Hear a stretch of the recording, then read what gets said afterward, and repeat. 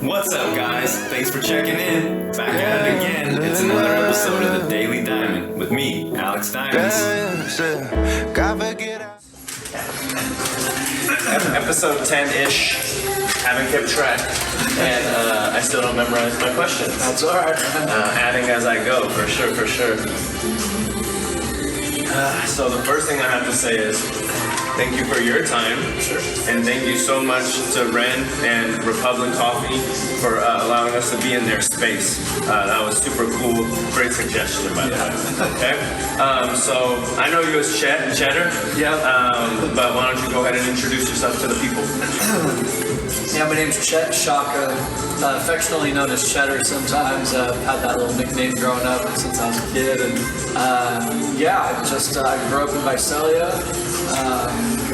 Come from a family of farmers and real estate professionals. My dad is an investor, realtor. He's been around real estate for 40 years. I got into real estate a little bit after college. Actually, I got my license in college, and then went and did something else. I was a packaging minor in school and went and sold boxes for a company for a couple of years up in Modesto.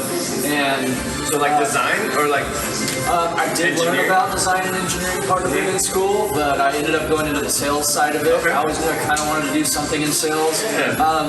After being in that industry for a little bit, it just wasn't my thing. It wasn't the people that I was working with, where I was going with it, did not see the future in it. And, ended up kind of going back home. Worked back in real estate for a little bit because I actually did have my license already. Yeah. While I was figuring out my direction doing real estate, a couple of years went by of that, and then actually even worked in lending for a little bit. So I bounced around a lot finding my path even after college. Then started a walnut dehydrator, so branched off of our family business. This is Moody Walnut Dryer. That's another business that is one of my babies for sure. Okay. So your family was never in that aspect of it? Right. That's awesome. We did it for ourselves, but we never did it commercially. So we had a very small dehydrator. Yeah. Branched off, we ended up purchasing a little bit larger dryer and then expanding that enormously within the first few years. So we're about 7 years into that. We've gone from about tripled in size, the dryer, remodels, growth, huge expansions. Now we're finally starting to see that our work come into fruition as far as getting some of the seeds we planted are coming and growing now. Building the business. Yes, exactly. Growing the business. Yeah. In the meantime of creating that business, of course, I started investing in real estate. That was a little bit of taking my dad's knowledge that he's passed on to me. He's invested in real estate his whole life, and it worked out really well for him, and I saw it as something whether it was my main job or not, I knew I would always do it. So slowly did that when I was in my late 20s. I'm 34 now. Okay. So, but in my late 20s, about 26 years old, I finally started investing in real estate. And the first 2 or 3 years, I really only bought, my initial goal was to buy one house a year. And I did that. I bought about 3 properties within the first 3 or 4 years. And it's worked, and they were all profit flowing. Until recently, which is really where we probably started getting connected and talking about, where I decided I really needed to educate myself on investing, and oddly enough, not odd, but it's how I really started to go down this path recently was Instagram. Yeah. Following guys that I sent you on Instagram to follow, guys like Jason Pritchard out of Fresno, huge mentor.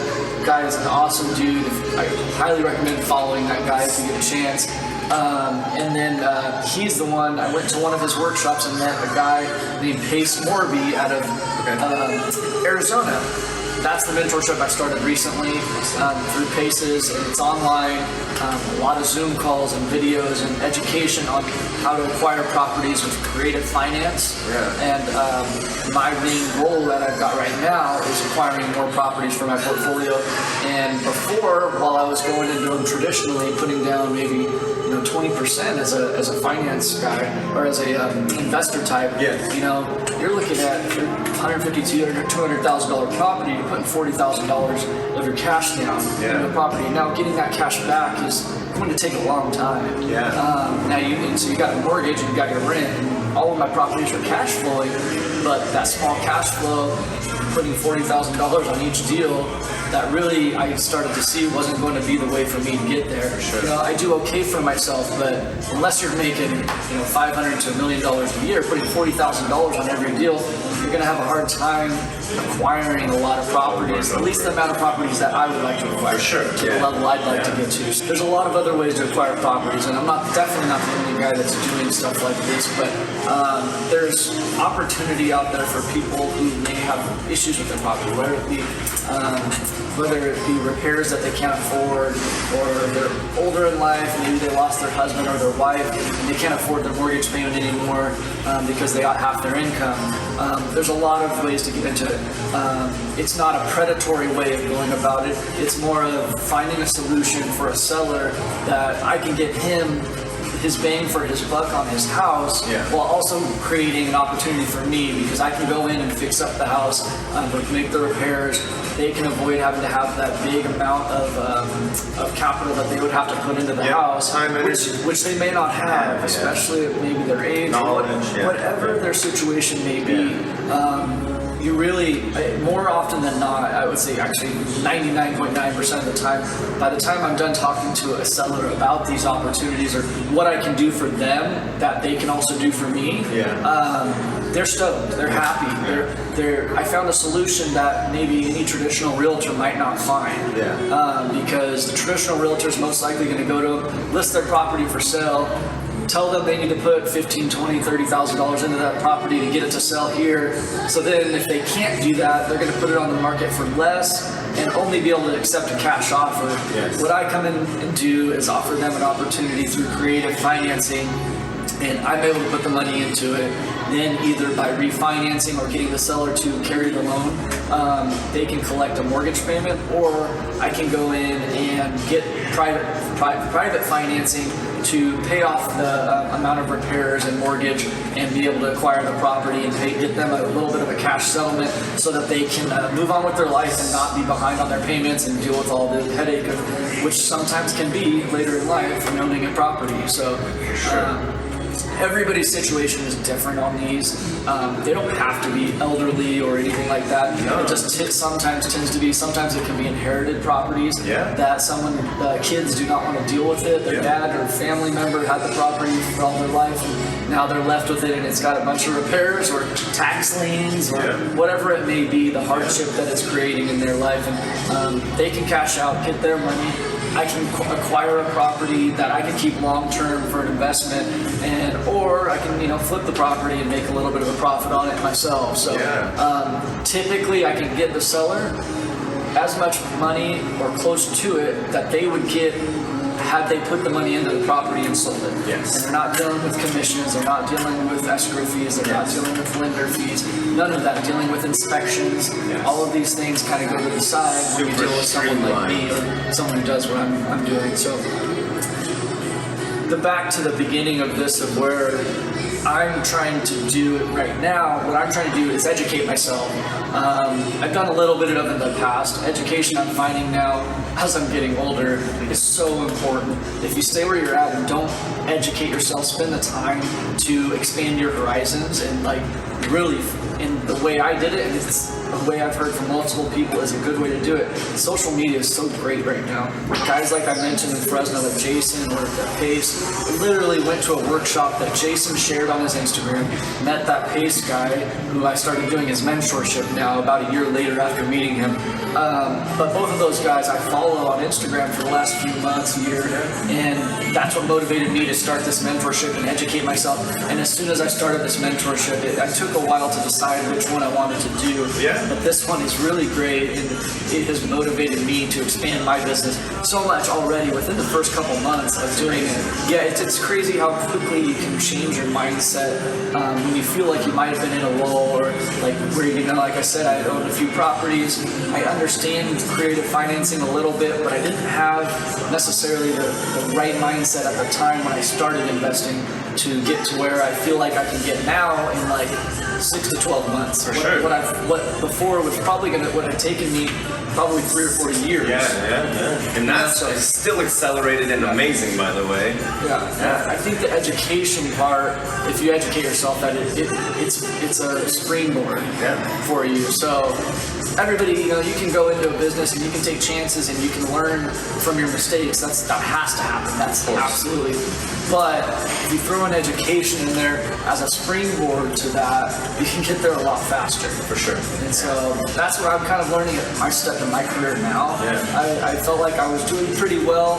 The last 4 or 5 years is really accelerating where I'm at, but I hit a little bit of a lull and was seeing that if I wanted to get to my goals, my personal goals of being, short-term wise, 25 to 50 properties under my portfolio, that is going to be hard to do if I'm putting $40,000 down on every property and doing it traditional ways. So educating myself, especially in the recent months, is springboarding me to get to there. And now I actually have a game plan to do it. Not only just an idea or a dream to do it, but I have an actual physical game plan to get there. And so I'm working on that now. Part of it is talking to people, letting them know what I'm doing, because more than any other business, more than traditional real estate, where you might be competing with a lot of realtors who, they'll take a deal from you here or there. I'm not talking bad about realtors, because I'm one myself, of course, but there's a lot of realtors. It is a tough business. Everybody's got a family member or someone that's doing it. And I find even some of my friends who might use someone else, which I don't have a problem with, they're going to use them because they're a friend or a friend of their wives or something like that. So you always got competition. You have to raise yourself above others, just like any other business. What I'm finding with this creative finance and working with investors, networking with these investors, they say your network is your net worth. And it is so true. When you're dealing with these other investors, sometimes a deal that works for you might not work for them, or might work for them, and vice versa. So we tend to help each other out. And the biggest thing I've learned, especially from this mentorship, is you have to be aggressive in that networking. Talk to people like you, like anybody. It doesn't have to be another realtor. It doesn't have to be another investor. Even talking to people around town, because someone's got a cousin, brother, aunt, uncle who might have a deal for you. And you probably can help them. It's not that you're hurting them either. You're not being predatory by wanting to go meet these people who have issues with their properties. The biggest thing on acquiring these types of properties is that you are providing something to the seller that they could not do for themselves. 100%. Adding value is something they could not do for themselves. And my real estate background, of course, has helped me get into this, but now, even with a family and dad and whatever that was in the business for 40 years, this education that I'm doing now is springboarding more than anything else before. What I learned from working with family and all that, it was a good base for what I was doing for the last few years. But I'm finding this other education that I'm getting from other people, especially, is giving me that springboard to get to the next level. So I'm trying. I'm not there. I own a few properties, quite a handful, but I'm nowhere near the 25 or 50 that I mentioned.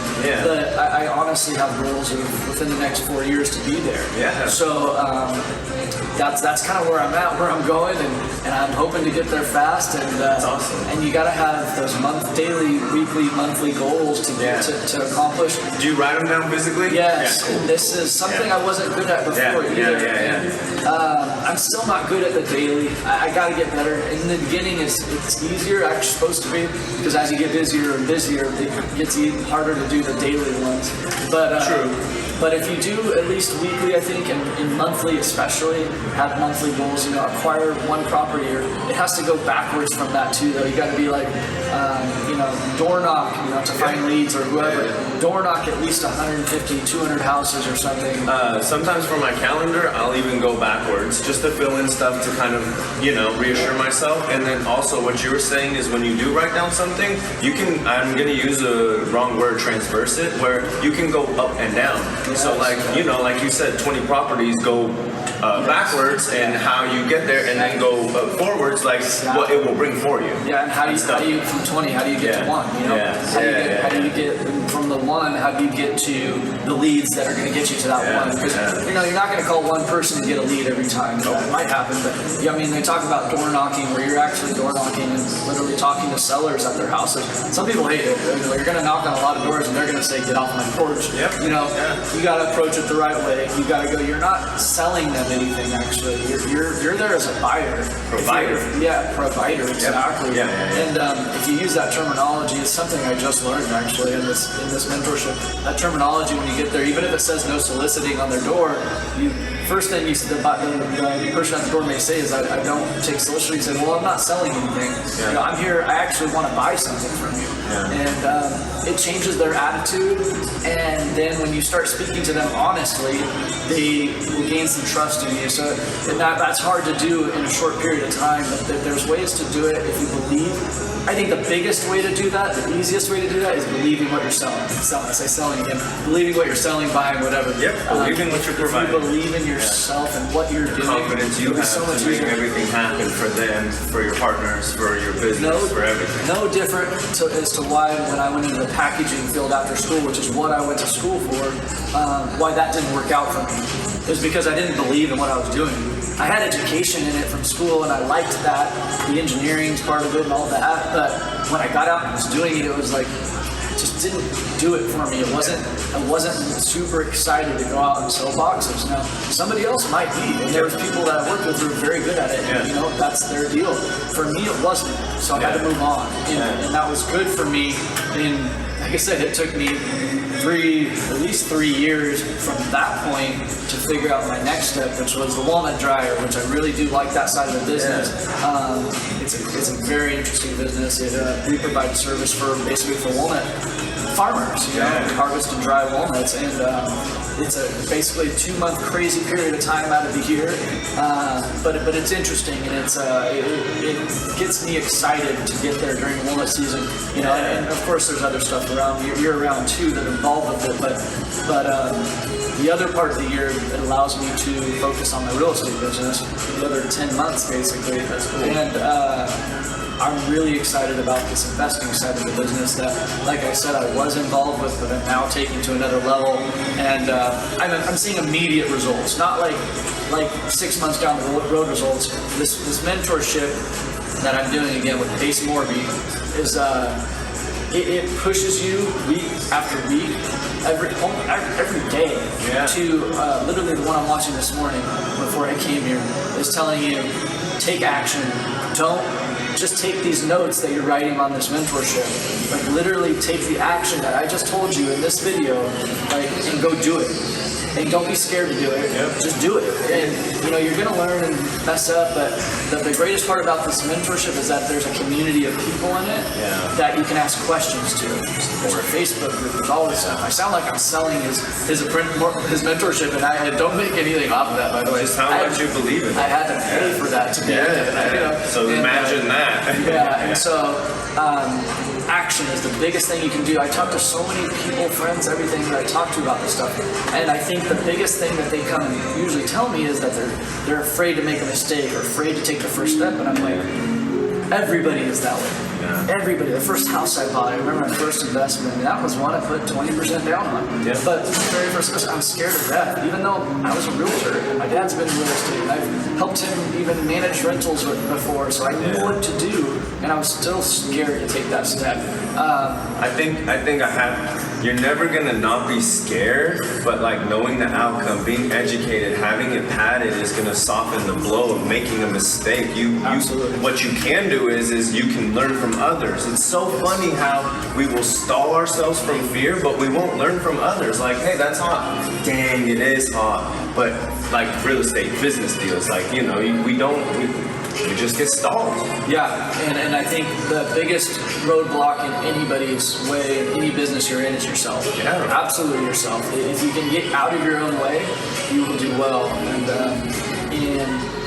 there's a lot. As you scale your business and grow, which is kind of where I'm getting right now, and I sold, one guy rocket ship. It doesn't sound like it, damn. And as you scale your business, you got to find people around you to do things that maybe you're not good at. Because we're all born with ingrained ways of how we do things. You know, of course you can learn to do things well. You're not a salesman naturally. You can learn to be a pretty good salesman, but there's certain things you're ingrained to do well in. There's so many things out or avenues out there right now, and especially with the internet and social media, that you can hire people remotely. You can do things to help you, like say, for instance, acquire leads for the kind of things that I'm trying to do.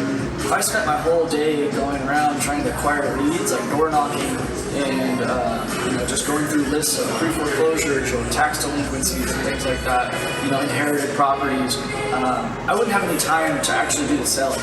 So there's opportunities, without getting into total details on that push that onto someone you can pay a fee to do it for you, and then you can take the hot, warm leads and actually spend your time closing deals, which is where you're going to make money.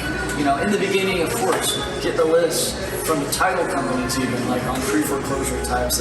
Sometimes they're not fully accurate, but they're pretty good. And do the work. Do the work, yeah. You can get that. That's a free thing. And it's not always going to cost a lot of money, but when you start scaling your business, you got to find people that are good at doing what you're not good at. My dad, it's funny, going back, thinking about things my dad's told me over the years, he always just said, if you don't have to partner with someone, don't partner with them. And that sounds selfish, but it's not.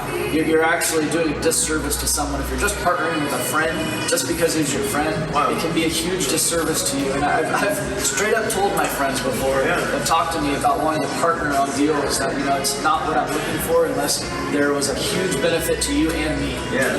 Both people have to bring something to the table, or else there's going to be a drop-off somewhere. It's not going to be equal, and in the end, you'll end up splitting up anyway. And then you might have lost a friend, too. So you have to find people that are your, yin to your yang type thing. Someone who's I'm literally on the way here listening to an Audible book from this Pace Morning. It's called Rocket Fuel. I just started listening to it, the intro to it on the way over here, because he just told me to read it on the mentorship this morning. So, and it's talking about there's two types of people. There's what is the name? One's a visionary, and then one's the integrator, I believe is the terminology they're using. And basically, it's like exactly what I'm saying, the type of person. You need, if you're going to partner with someone in your business, you need one to be one and one to be the other. For sure. And the visionary is the guy kind of in the background who's got the whole spectrum of what you want the business to be, where you're going to go with it. And then the integrator, of course, is the guy hitting the streets. He's the guy going out, and maybe you're providing him the leads, and he's going and knocking on the door and making deals, closing the deals. He's a closer, for sure. Both absolutely necessary for me right now, where I'm at in my career. I'm not skilled enough, big enough to where I need that other person yet. But it could come. Right now, I'm kind of have to be both of them, and I think I'm a little bit of both. I think the integrator part, I've definitely got the visionary the last few years, I had the vision of what I wanted to do. It was taking that step and kind of forcing myself to be the integrator a little bit. For sure. And it's coming. It's coming slowly but surely. My favorite analogy for help is if your car breaks down on the side of the road and you sit in there and wait for somebody to stop, you'll be waiting for a while. But if you get out and just pretend to push, there'll be a line. That's a really good point, though. Just going off of that, it's like, this morning, I knew I was going to come talk to you. Of course, I'm trying to get myself in a positive mindset. For sure. If more stuff couldn't go wrong right before I came, my wife's at work. She's slammed busy. She owns a hair salon, and she's great at what she does. Viva Hair Studio here by Sciacca. She's trying to expand her business, and we're kind of growing together. She's a little younger than me, so the business model to her came at it just the last couple of years, and so she's learning to be a business owner for sure too. Something of course, I'm always learning, but I've been a little bit ahead of her. I helped her kind of get started with how to structure her business and grow it. But she is so talented, and people love her. She has that energy. She's great. Her business started growing rapidly, as far as her clientele. She has now, like I said, has her own salon. She's got girls that work at her salon, and she's got this building. We remodeled the whole thing a couple years ago, and it's just a great business. But she's getting to a point too that she has so many clients that she really doesn't have time to take any more clients. So she's gotten her business to this point where I've been talking to her a lot about lately, and she's educating herself and we're learning together, but she's got to scale her business. So she can do this her whole life and be very good at it and make a good income, but if you do that, you're going to work till you die. I mean, it's no joke, because she's 27 years old right now. When she's 57 years old, it's not going to be able to do that anymore. I mean, it's just, you're not going to be able to do hair all day long, you know? So you have to train good people, which she's working on, and she does have good people, but,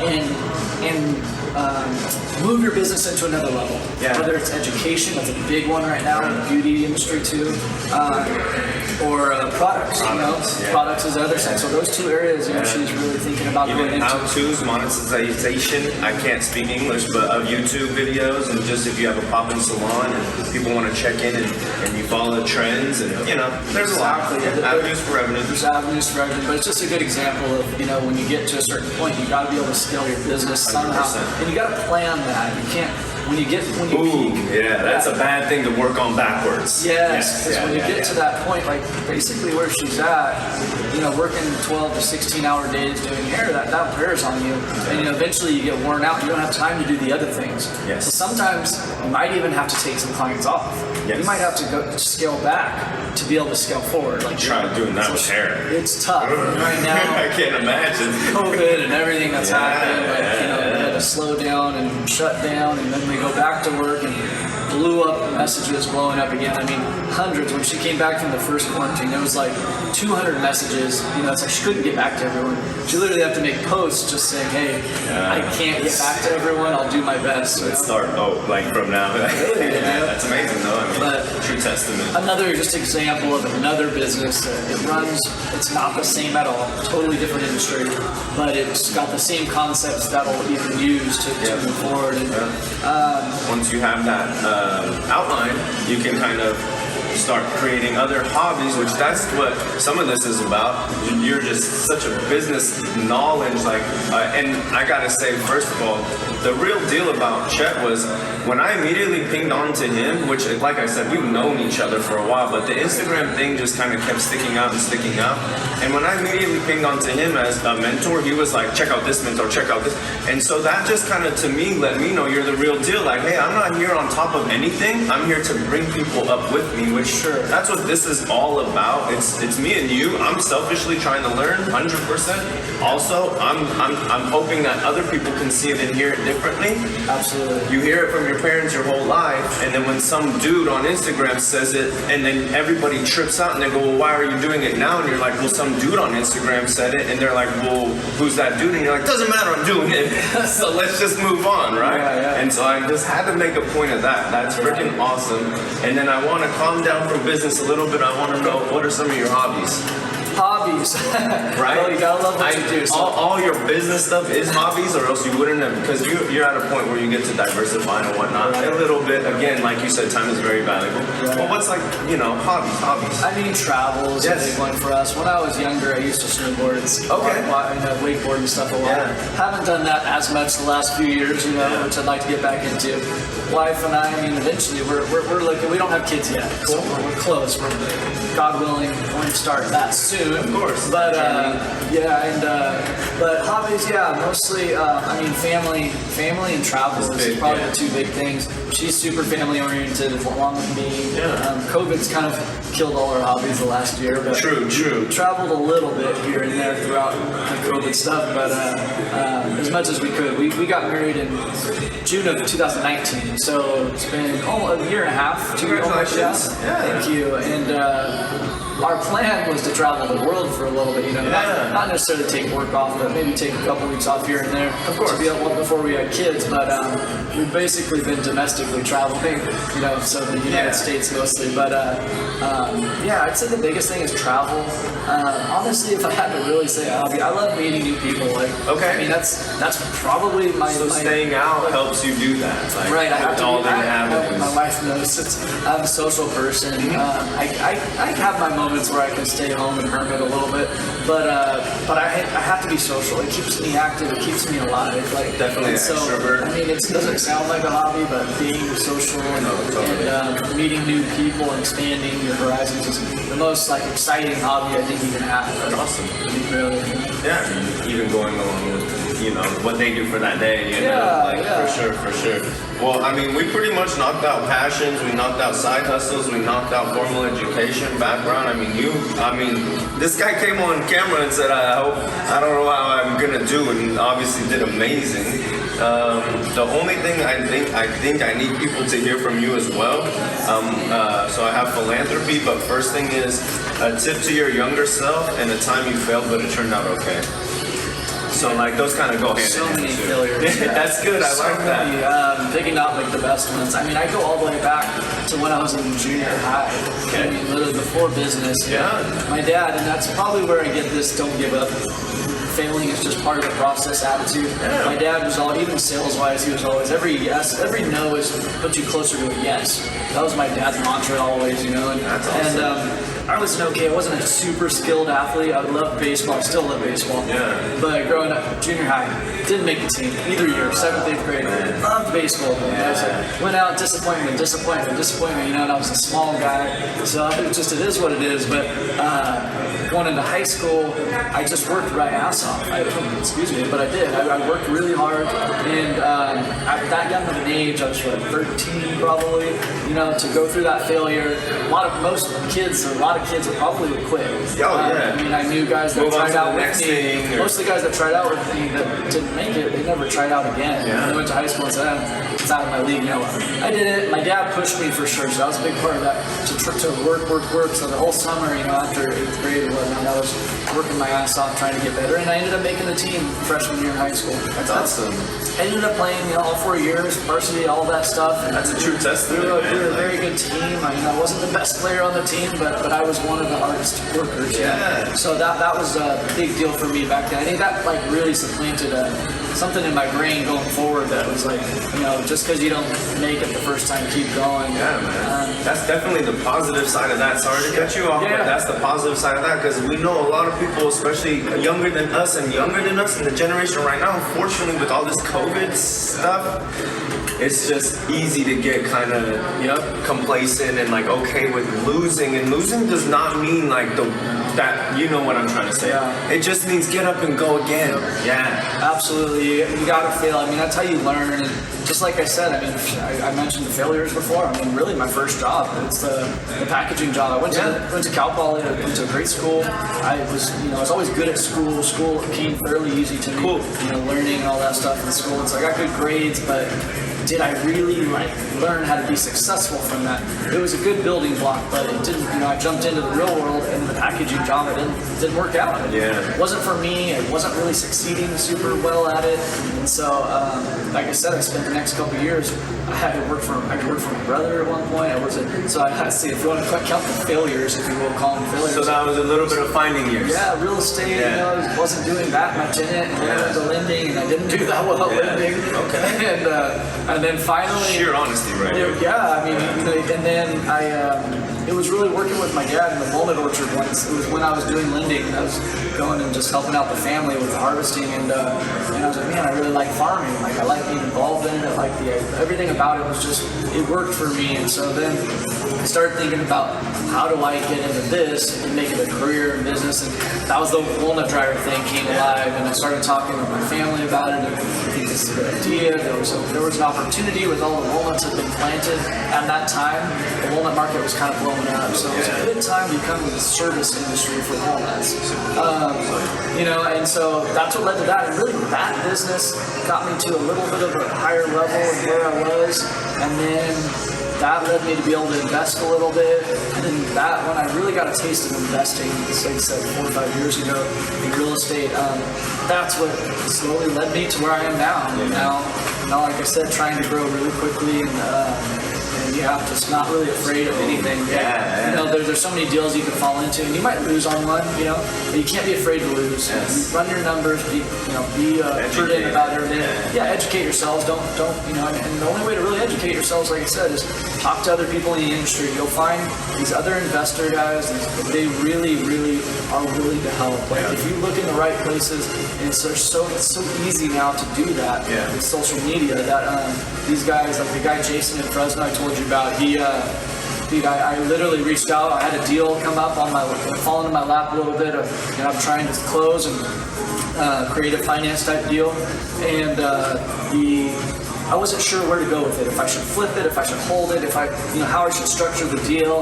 I had an idea I thought would work for me, but I reached out to Jason. I sent him a message because he was always posting on his Instagram.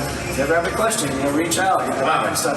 And I was like, he probably won't get back to me for a long time. He ended up getting back to me like less than a day later, and he first of all apologized for getting back to me late. And I'm like, dude, you're so busy. Do not apologize. Like I understand. So awesome. He literally does increments of 15 minutes on his days. He has his days down. He posted it the other day. That's amazing. Yeah, and so he took time out of his day for me though. He put a slide. He said, can we talk tomorrow? Whatever works. Called him, talked for about 30 minutes. He took 30 minutes out of his day to talk to a guy who was not bringing any value to him at the time. Now, I'm not saying I won't bring value down the road, but for this deal in particular, it was really just giving me education and reaching out. And one of the first things he told me was, I was where you were, a few years ago. And so I always try to make time for guys like you, because I know there was guys that helped me get here where I'm at now, and try to pay it back, I guess you will, So don't be afraid to reach out to people. The worst thing they can say is no or ignore you. Yeah. I mean, and most of the time, to be honest, the good ones, the really good ones, are not going to ignore you. For sure. They're going to talk to you. They're gonna give you as much knowledge as they can, like really. So it's just, there's so much information out there, just go out and get it. Yeah, don't let a bad mentor, because everybody in life is a mentor, right? And if you run into a bad mentor, don't let that stop you from everything. If you run into a bad business or a bad friend or a bad relationship, do you not continue those things? Do you give up? No, you have to continue, So, I mean, what a testament. I mean, just... What a great, I can't wait to have another episode. Yeah, let's talk, man. I love talking about this stuff. Like I said, I've gotten so invigorated off of like my career path lately that it's, and I'm not by any means a big guy. Like as far as investor wise, I'm growing. I'm still, I feel like in the novice area of investors, but I think it's important for guys like me too to talk, because not just the guys that are up here, because you can see that it's super possible to do it. It's like, and I'm on my way, and I'm not scared of any deals. My wife, she's not the real estate investor. She's learning from me, of course, but she's definitely learning a lot. But she has that fear still, a little bit of that fear. And she's getting a lot better, and usually she leans on me, and she sees that I'm not scared, then she's not scared. And that's kind of the same thing with the mentor thing. Yeah. You see that they weren't scared, or they're not scared anymore. It's just repetition and doing more and more deals, and after you talk to 100 sellers, you're going to be comfortable doing it. Diversification in everything in life. I mean, you can't spread yourself thin, but diversification is a powerful word, right? And that's kind of a lot of the running tone in this episode is what I'm catching is you have to, that way if you have a bad one, you got 4 tires on your car, one pops, you can still make it to the side of the road safely, you can get your spare out, call your mentor, handle your problem, and move on. Absolutely. Fire episodes just coming out of nowhere. I love it, man. Thank you, dude. Glad I could help, dude. Thank you so much. It's fun. Like I said, I get excited. I always feel like I'm going to get nervous talking, and then I start talking, and it's just like... You're in your zone, and like I said, it shows that you know exactly what you're saying. That's why I had to check the camera 3 times just to make sure I don't mess nothing. So if I was talking about duck hunting or something, I probably wouldn't know what the hell to say. I'd be like, but very cool. You start talking about real estate, and I get excited, and I love spreading the knowledge that I have, and helping someone else, and spreading my network too. So that's a big part of what I'm doing now is is just talking to people about this stuff so that they know what I'm doing, they know it's possible to do it themselves, and there's a lot of times, there's a lot of ways that me and that person, it might not even be a real estate person, can work together on something. So, Anything. Yeah, it's so amazing what will come from just the conversation because you were so inside your head of, oh, what if I do this or what if I, and just make it happen. Yep, take action, man. That's probably the biggest thing. Take action, just do it, right? Just do it. I mean, as cliche as that Nike thing, but it's been ingrained in our brain for so long. Learn something and apply it. Just do it. Yeah. That day. Yeah. Like don't, it's that whole thing, like count to 3 and do it thing. Yeah. Like jump off go Jump off skydiving, the plane, whatever. yeah. I went skydiving a couple years ago. did? And I'm scared of heights completely. Yeah. Went skydiving, is the best experience. Coolest experience of my life. Yeah. Dude, it was so much fun. By the time you get down to the ground, you're like, I want to go back up. And that's, I feel like, very, very similar. I think Will Smith had a big thing on skydiving. Yeah. Like, it's very, very similar to investing and just life in general. It's like it seems so scary at first, but the unknown is what's scary. Once you do it, you're like, man, I want to do it again. Yeah, you can tell. I'm 35, he's 34. We definitely grew up in like the same era and generation. We have a similar aspirations. It's funny that you pinged on the Will Smith thing.